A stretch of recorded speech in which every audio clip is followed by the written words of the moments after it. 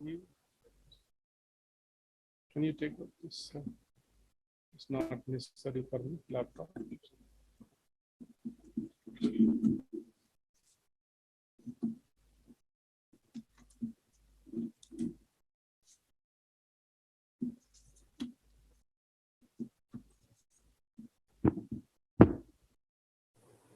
Professor Madan Pelutla, Dean, Indian School of Business. Mr. Sundeep Jemalamadka, Associate Director of External Relations, ISB. Leaders from various walks of life, teaching, non-teaching faculty of this ISB, judges of the High Court of Telangana, my dear students, friends from media, ladies and gentlemen. I'm happy today to be here and meet all of you across the country in participating this event, that is ISB Leadership Summit 2022. Education alone is capable of laying a solid foundation for the nation's all-round development. It is for this reason that the Independent India embarked on opening professional institutions of higher learning. These institutions offered a platform of great social and economic mobility. The demand for management and business schools has gone up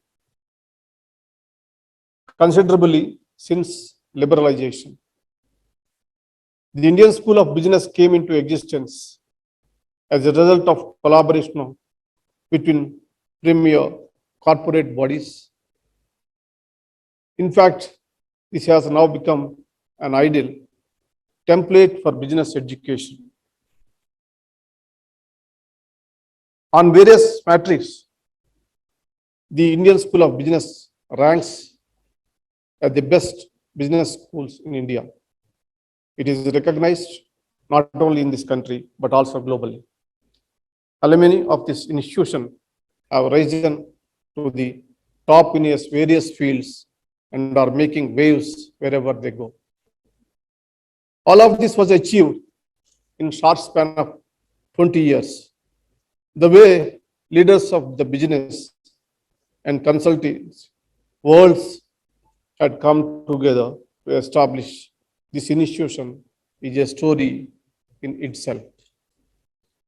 The state government, that particularly the then Chief Minister of undivided Andhra Pradesh, Sri Chandrababu Naidu, had provided resolute assistance for setting up of this school.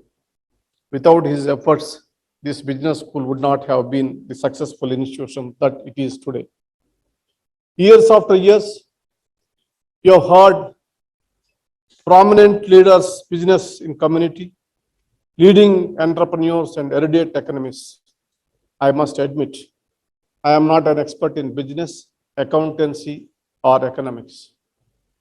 In that sense, I am least qualified to address your leadership summit. I was brought up in an agriculture household, so I have some experience in managing limited resources. Yet, I am very happy to be in this campus today because I too have some connection with this institution. As great Telugu poet Mahakavi said, Taj Mahal nirmananiki rallettina kuli levaru. I am like one of those thousands who carried the stones for building this ISB. My connection with the ISB goes back to the initial days. Even prior to the setting up of this institution, which was fought with challenges. I know about it because I was the additional advocate general of the Andhra Pradesh state at that point of time. A major stumbling block was a petition filed in the High Court of Andhra Pradesh, questioning the allotment of land to this business school. And that is the subject matter of the case in the High Court. I was deeply involved in strategizing the legal battle in close coordination with the government of that day. Ultimately, due to collaborative efforts, the High Court intervened and upheld the great and the grant of land to which was done in the public interest. On this occasion, I want to present a copy of the judgment which I argued before this court to the dean.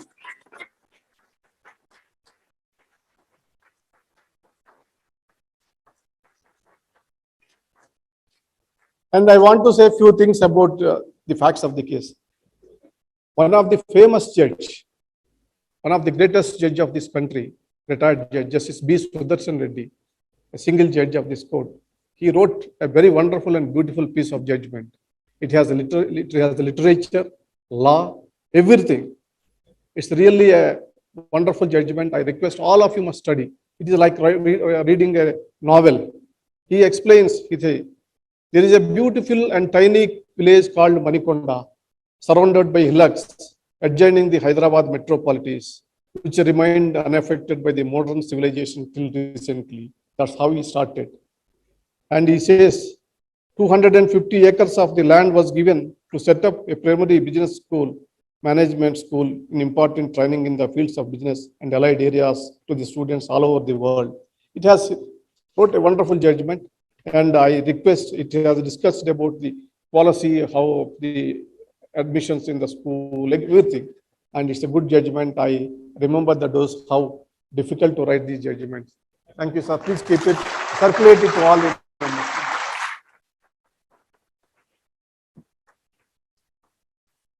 And I also want to remind the Honorable Dean as well as the administrators face. While coming, I saw the pictures, various pictures, and they are showing me different leaders, world leaders, particularly from the business community and heads of the state, presidents, prime ministers, etc. And I felt a little bad. I explained, I indicated my mind to the dean also. It is Chandrababu Naidu who has really fought and established this. I request at least one photograph has to be put here.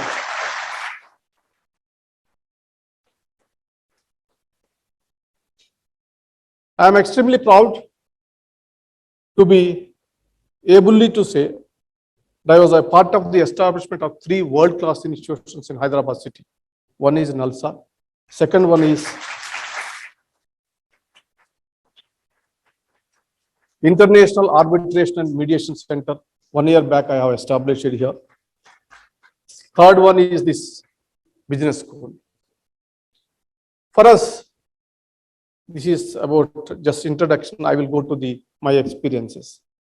For us to succeed in any profession, we must follow certain principles of management.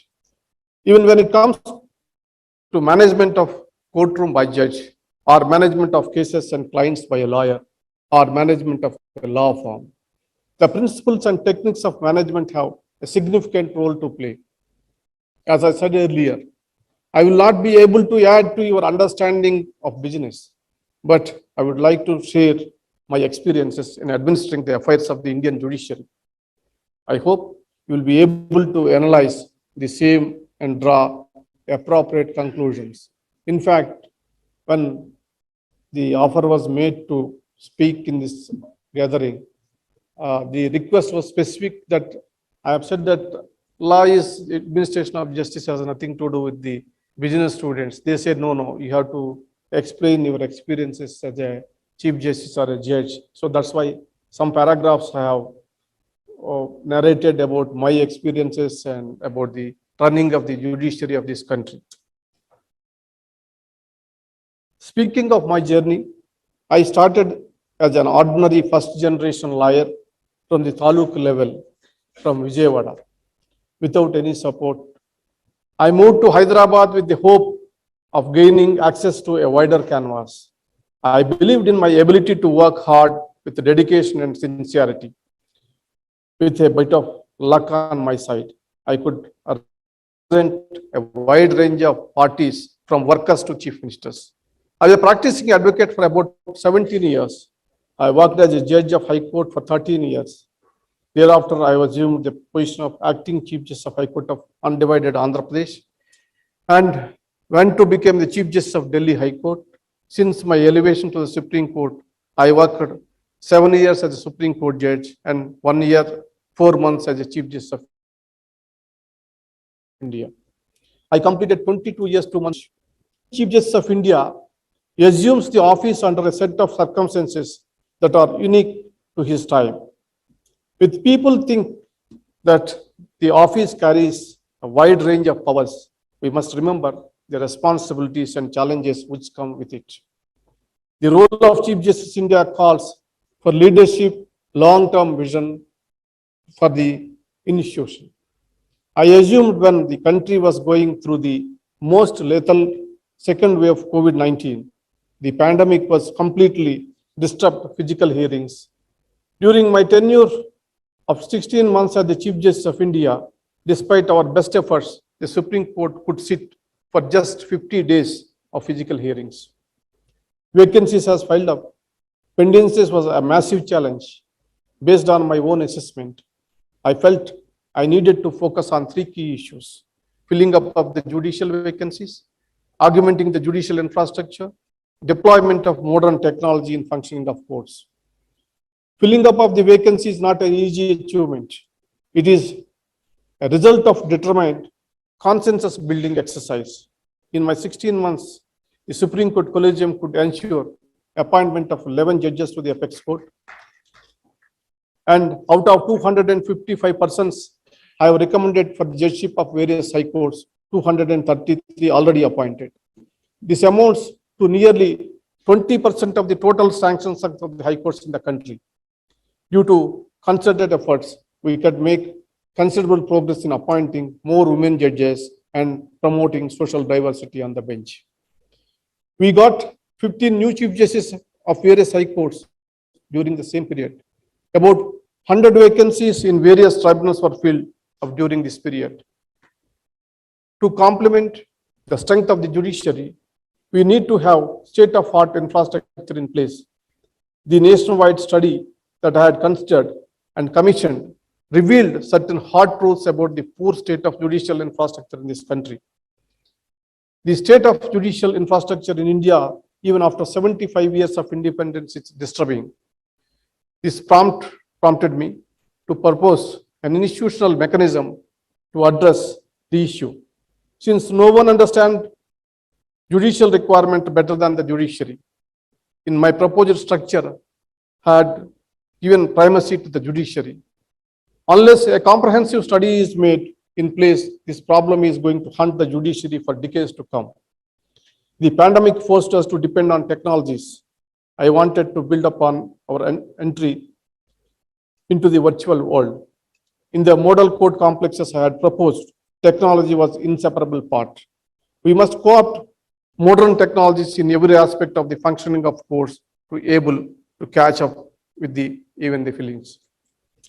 As you are already understood, the whole issue revolved around the burden on the judiciary in terms of pendency. While we try to find solution within the judiciary, we need to look the root causes of as well. During the Chief Ministers and Chief Justices Conference in the last April, I had the occasion to highlight my understanding of these problems. As I told in the presence of the Honorable Prime Minister, one of the major concerns is the government is the biggest litigator. The number of interdepartmental disputes, service matters, and those relating to interaction of authorities clogging the system is appealing. Half of the judiciary's problem would be solved the moment the government decides to put a halt to the state-sponsored litigation. Contrary to the public belief, the independence of the judiciary is limited only adjudication. The judiciary does not have the power of the purse or the sword.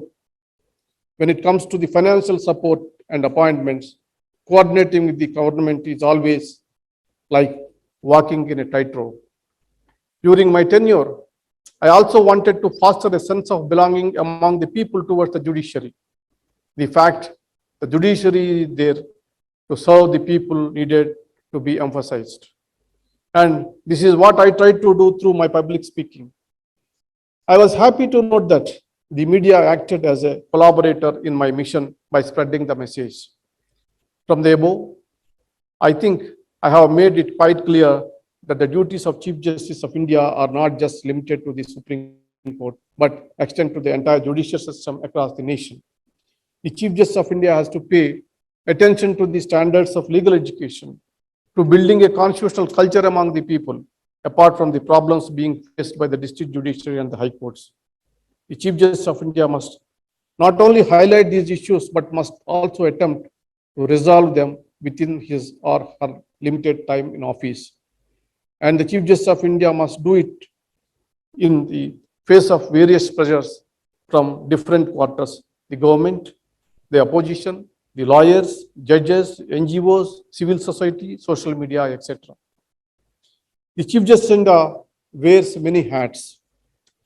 Of an impartial and fair judge, an able administrator, a visionary and a leader, I tried my best to fulfill these duties.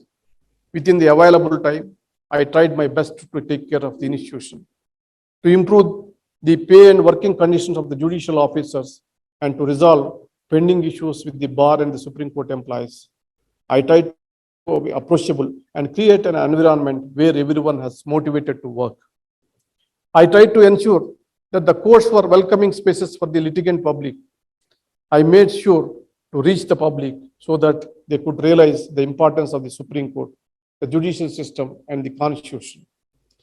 Through my speeches, I attempted to create awareness about the rule of law and to signal to the people and the judges that the system would protect them. Ultimately, whatever name I may have earned, the people judge or common man's judge, I will be satisfied if I have contributed to the revival and renewal of the image of the court in the eyes of the public. It is the faith and confidence of the people that will boost the morale of the judiciary.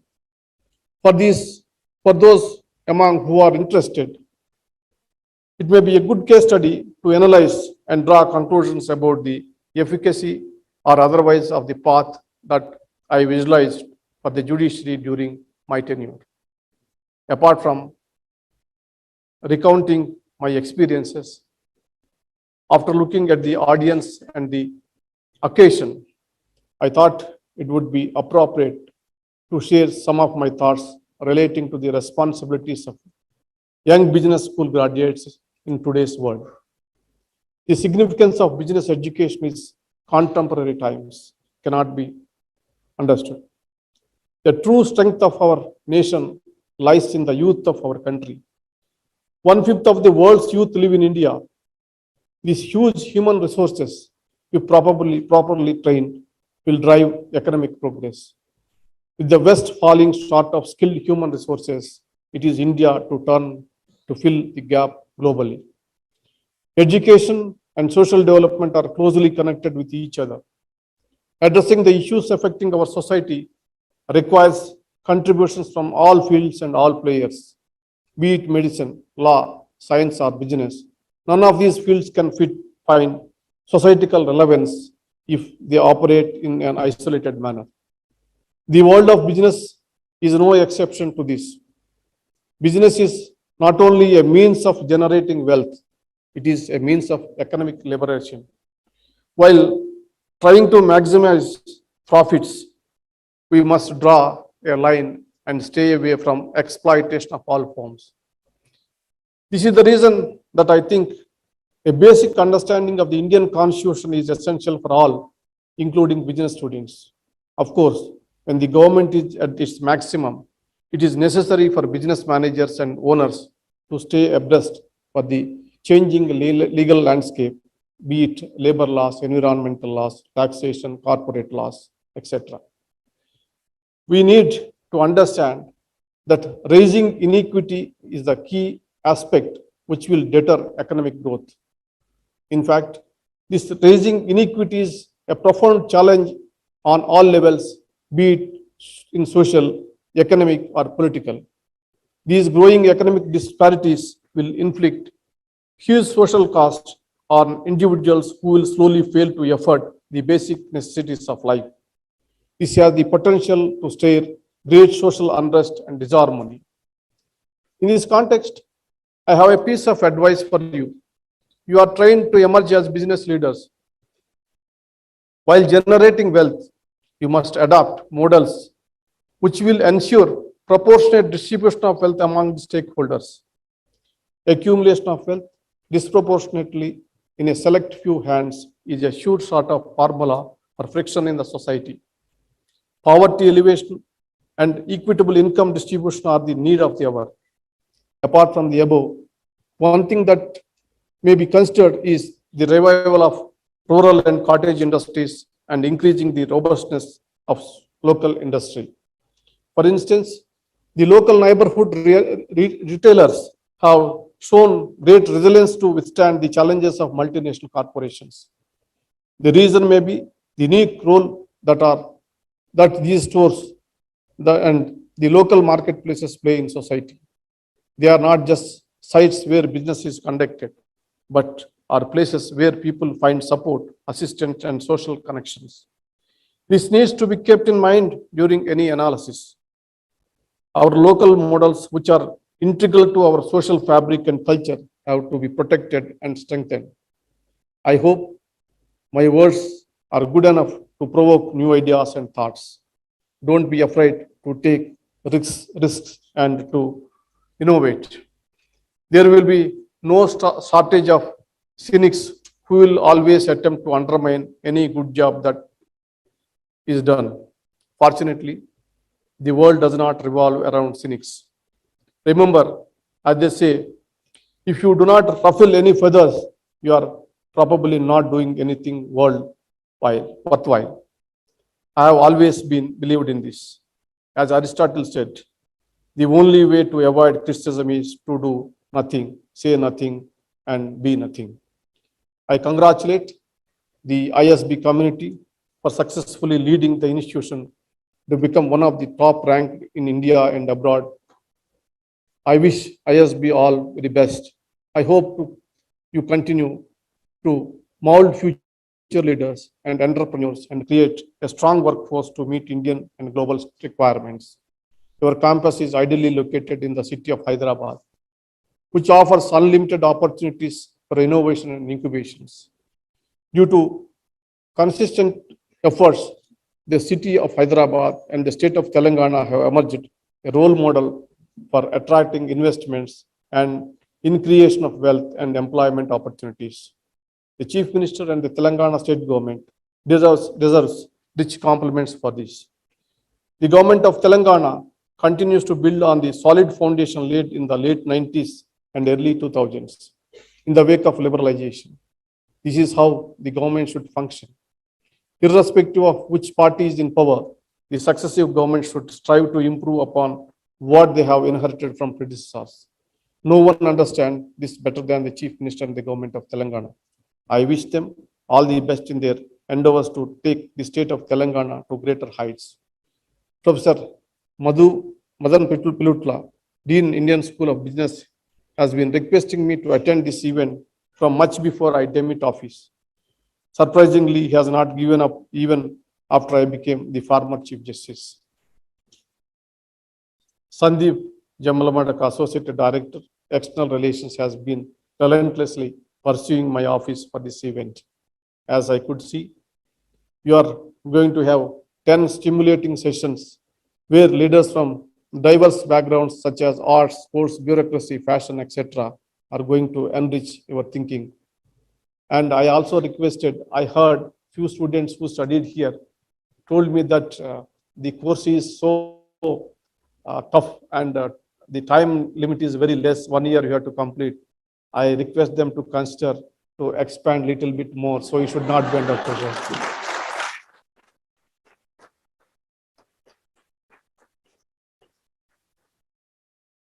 I wish you all the best.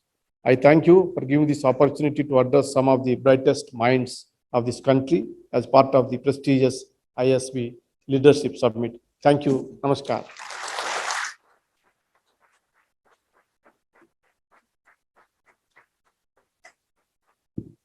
Thank you, sir. Your journey is an inspiration for all of us.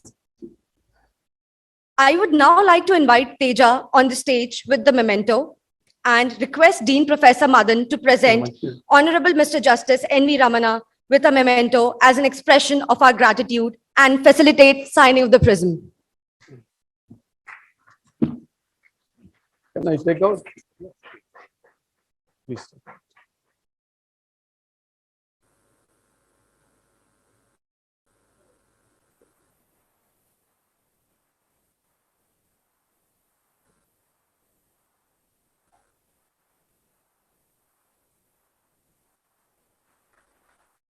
Okay.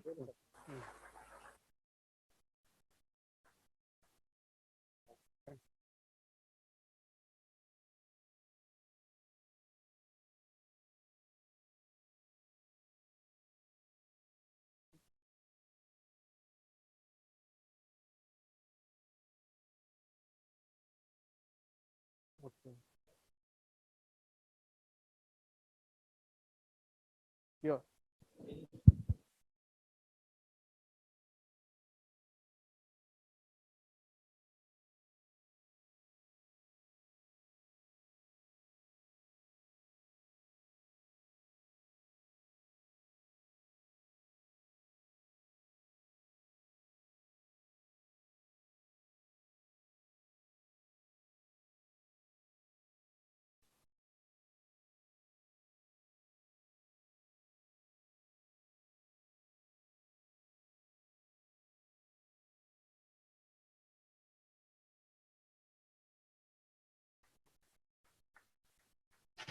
Thank you, sir. I would now request the ILS core team to join us on stage for a photograph.